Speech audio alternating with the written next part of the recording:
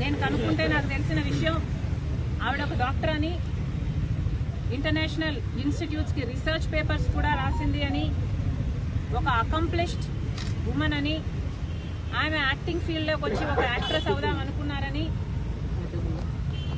నాకు అర్థమైన విషయం.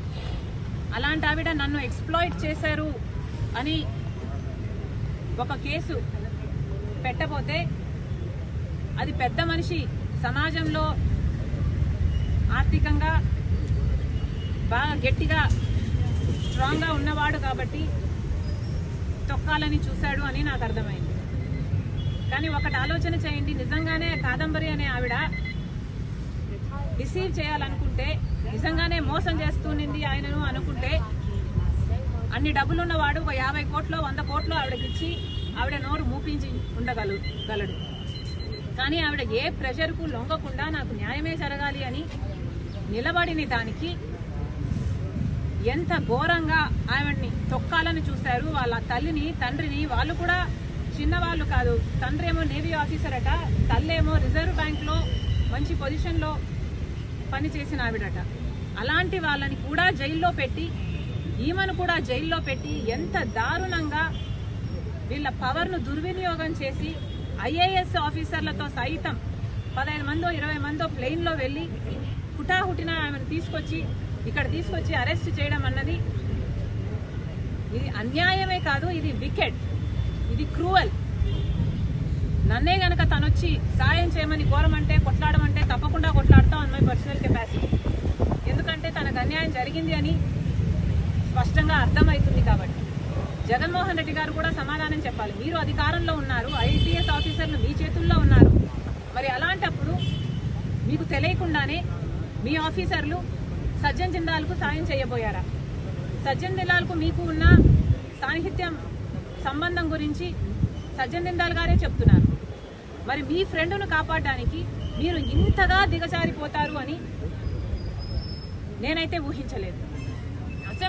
అసెంబ్లీలో నిలబడి జగన్మోహన్ రెడ్డి గారు చెప్పిన మాట, నాకు 2 కూతుర్లు ఉన్నారు, వాళ్ళకు అన్యాయం జరిగితే ఎలా ఉంటుందో నాకు తెలుసు అని చెప్పిన వాడు, పక్కన ఇంకొక ఆడబిడ్డకు అన్యాయం జరుగుతుంటే, తన హక్కుల కోసం కొట్లాడుతుంటే తప్పుడు కేసు పెట్టించి ఒక ఫోర్జరీ కేసు కోసం ఆలోచన చేయండి. ఎవరైనా ఒక ఫోర్జరీ కేసు కోసం 15 మంది ఐపీఎస్ ఆఫీసర్లు అంతవరకు వెళ్లి అరెస్ట్ చేసి తీసుకొస్తారా? దీని మీద ఎంక్వైరీ జరగాలి. జగన్మోహన్ రెడ్డి గారు కూడా సమాధానం చెప్పాలి. మహిళ,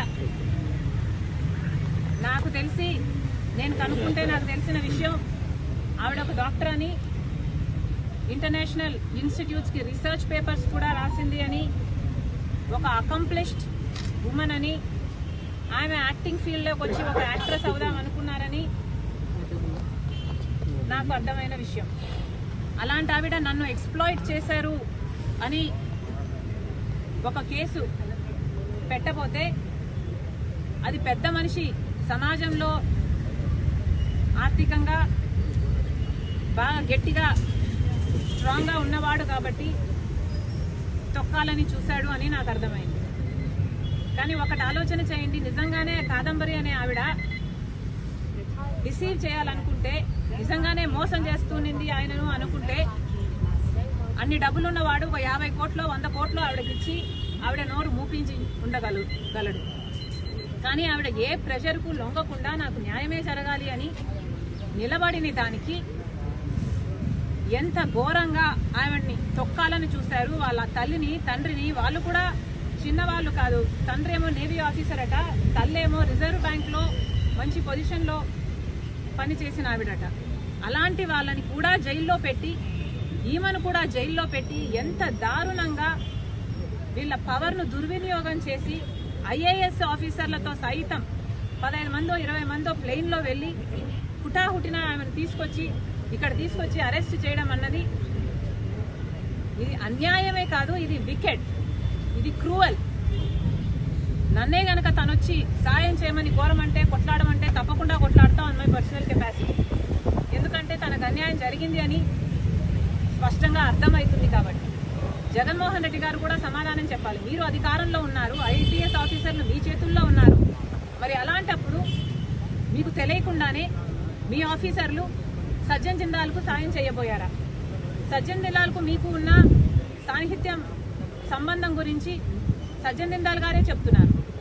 మరి మీ ఫ్రెండ్ను కాపాడడానికి మీరు ఇంతగా దిగజారిపోతారు అని నేనైతే ఊహించలేదు. అసెంబ్లీలో నిలబడి జగన్మోహన్ రెడ్డి గారు చెప్పిన మాట, నాకు 2 కూతుర్లు ఉన్నారు, వాళ్ళకు అన్యాయం జరిగితే ఎలా ఉంటుందో నాకు తెలుసు అని చెప్పిన వాడు పక్కన ఇంకొక ఆడబిడ్డకు అన్యాయం జరుగుతుంటే తన హక్కుల కోసం కొట్లాడుతుంటే తప్పుడు కేసు పెట్టించి ఒక ఫోర్జరీ కేసు కోసం ఆలోచన చేయండి. ఎవరైనా ఒక ఫోర్జరీ కేసు కోసం 15 మంది IPS ఆఫీసర్లు అంతవరకు వెళ్ళి అరెస్ట్ చేసి తీసుకొస్తారా? దీని మీద ఎంక్వైరీ జరగాలి. జగన్మోహన్ రెడ్డి గారు కూడా సమాధానం చెప్పాలి.